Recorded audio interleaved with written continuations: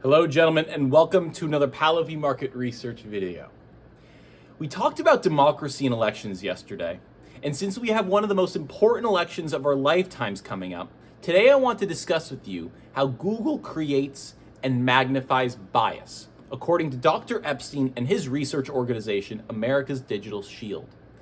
Dr. Epstein, if you're not already familiar, is a Harvard PhD and the former editor-in-chief of Psychology Today. He's a world-class scientist and lifelong Democrat who started monitoring what Google calls ephemeral experiences in 2016. Ephemeral experiences are effectively ghost notifications that Google selectively sends to users.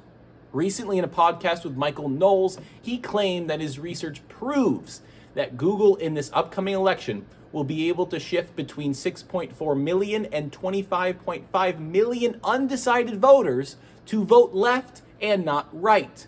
But what's really insidious is that the manipulated individuals have zero idea that they are being manipulated. In fact, it gets even weirder. Epstein's findings actually suggest the more aware you are of the manipulation, the higher likelihood you are going to be a victim of it. How we are being manipulated is what we are going to be discussing in this video. So your typical form of influence when it comes to elections are various forms of paid advertising, right? We talked about this yesterday. I actually recently read Jared Kushner's book called Breaking History, where he breaks down how he used hundreds of thousands of different variations across Facebook to execute on the largest digital ad campaign for a president in history, and he was working for Trump if you don't already know that. But influencing populations this way is inherently competitive, and its net effect on elections isn't actually too meaningful.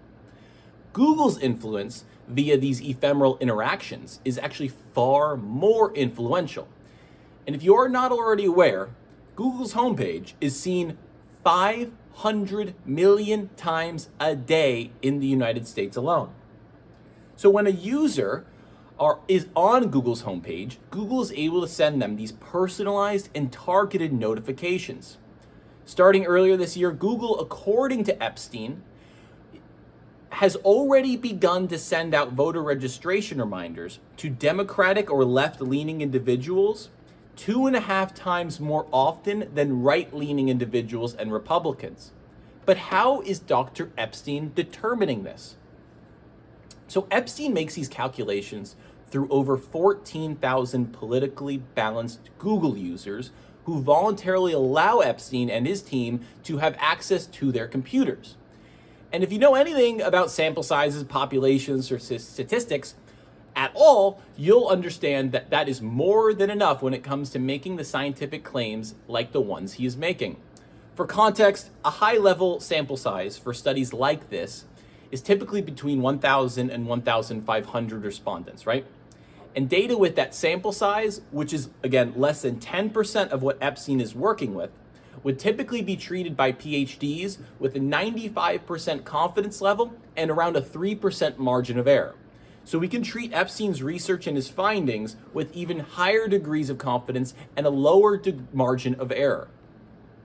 And it's important to note that other institutions have attempted to conduct similar studies using anonymous computers.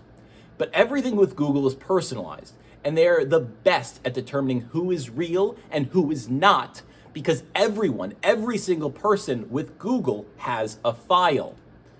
So through Epstein's unique research methodology, in combination with the overwhelming volume of data that Google and its users produce, he is able to conduct fascinating experiments that study these ephemeral experiences, ghost notifications, selective recommendations in a highly scientific manner that is highly unusual for social sciences, especially ones like sociology or psychology.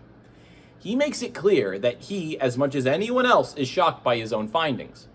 One of his most recent findings that he himself struggled to believe is that Google, by using a combination of their techniques, or what Epstein calls a multiple exposure effect, Google is able to swing an undecided voter with a 40 to 60% success rate.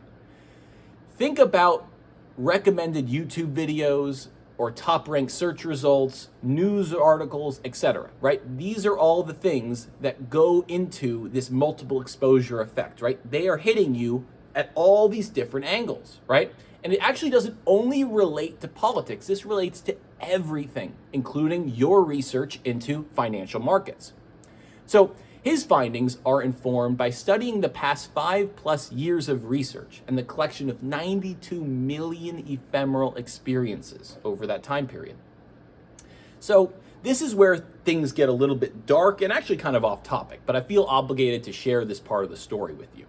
So in 2019, Epstein met with many government-related groups sharing these findings. He even testified to Congress, right? So after one of these meetings with a group of attorney generals, he was warned that his life was in danger by one of these attorney generals who continues to serve to this day. 2 months after this warning, his wife was T-boned in a hit and run by a tractor trailer that ultimately led to her death in the hospital only 2 days after the accident. And earlier this year, his son on his way to work was T-boned by a black SUV. Both vehicles successfully fled the scene. His wife's car actually disappeared entirely from the impound just days after the incident, so no forensic investigation was actually possible. Epstein himself, in his interview with Michael Knowles, claims that it is very possible that these events are a total coincidence and acknowledges his immense bias to the situation. And I know what you're probably thinking. Hey, my dad works at Google, and there is no chance that anyone at Google is given tasks to execute horrific acts like this, and of course I would agree with you. But what you need to understand about the American government, and governments more broadly, is that if something is deemed a national interest, like Google maybe is, or say a nuclear power plant, the government can protect those interests without anyone who works at Google or any hypothetical nuclear power plant knowing or having any involvement whatsoever, right? You can protect things, and the thing being protected will have no idea it's being protected and by who and for why, all those reasons, right?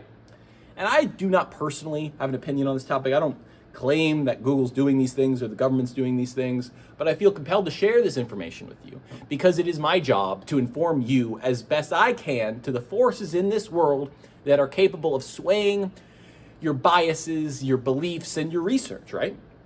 Because it is, of course, my goal to ensure each of you are optimally performing in this increasingly strange socioeconomic system. That is today's video, and we will continue to do these. I hope you guys are enjoying them, and we'll pick this up tomorrow. See you guys.